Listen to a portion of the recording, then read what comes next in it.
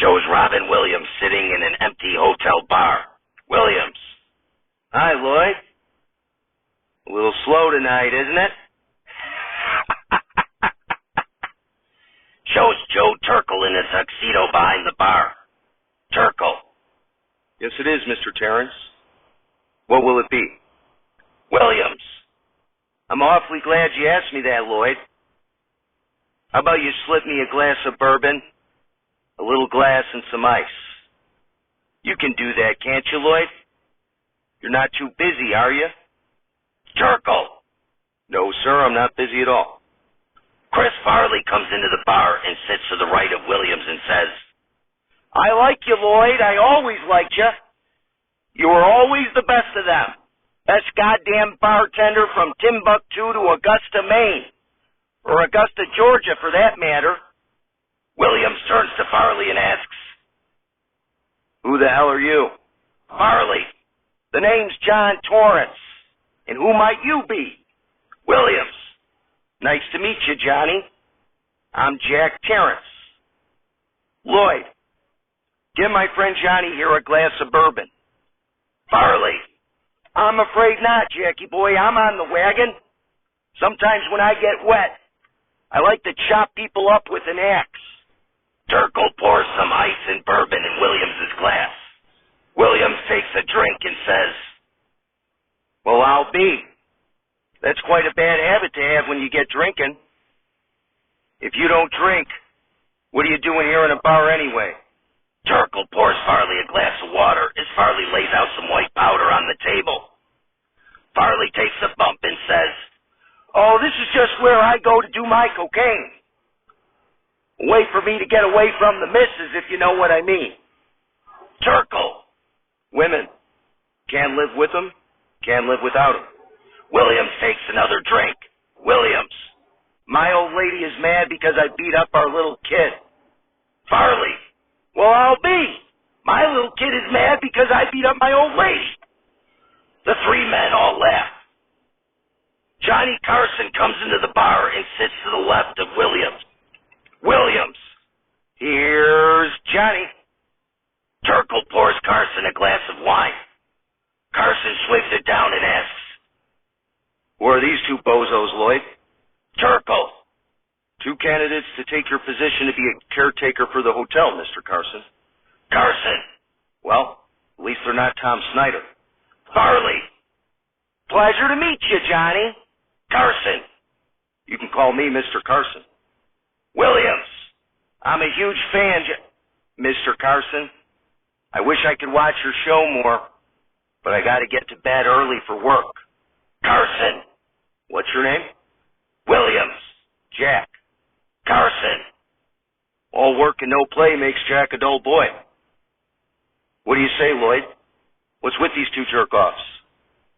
What happened to the big chin bastard and the goofball with the funny teeth? Turkle. I believe you locked them in a freezer last week, Mr. Carson. Carson. That's right. Why don't you have the chefs cook them up for me? Bring them up to room 237. Would you? Turkle. Right away, Mr. Carson. Turkle leaves. Carson turns to Williams and Farley and asks, Why in the hell would either of you two want to be a caretaker for this god-awful place anyway? Williams. I thought it'd be a nice place to write a novel I'm working on. Farley. I'm on the lam for killing my family. And I figured this was in the middle of nowhere. Carson gets up and says, Well, I got some advice for you two. When you see those two creepy little girls, they're not asking to get you a red-colored rum drink. Farley. Who are they? Carson. Just a couple of whores Ed McMahon killed after a night of debauchery. Anyway, good luck to you two. And live from Tom's phone, we're not alive. It's Saturday Night Live, starring an ever-evolving cast that is unionized and refuses to allow their names to be mentioned until their demands are met. Musical guest, Alec John Such, and your host, Ruth Bader Ginsburg.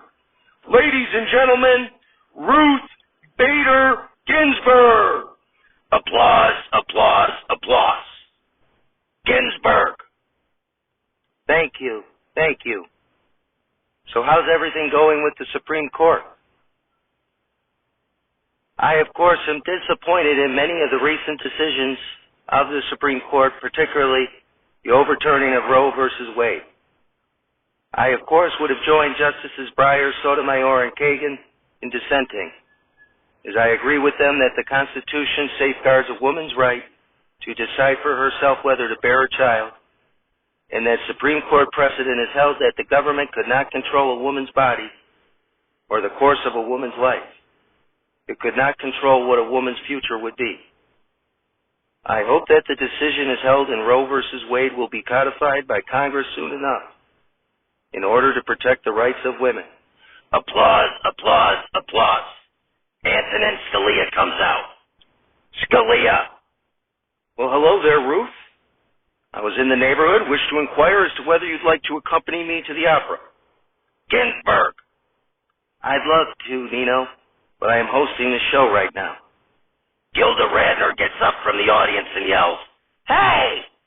You can't agree to go to the opera with him! He's the enemy!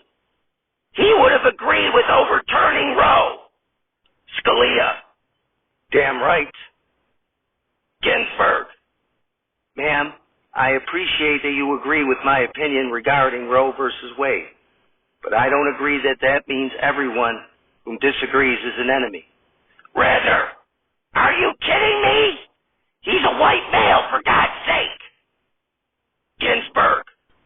Well, ma'am, Justice Scalia and I, while we are different, we are one. We are different in our interpretation, in our written text, but one in reverence for our Constitution and the institution we serve. Norm MacDonald gets up from the audience and yells at Scalia, Hey, man, what do you think you're doing? You can't go to the opera with that chick.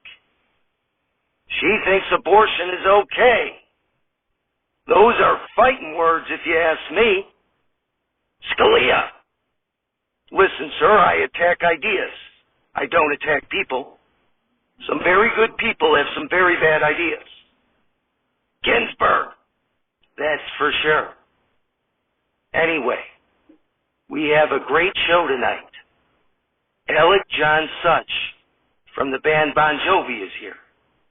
So take my hand. We'll make it, I swear. Whoa, living on a prayer. We'll be right back.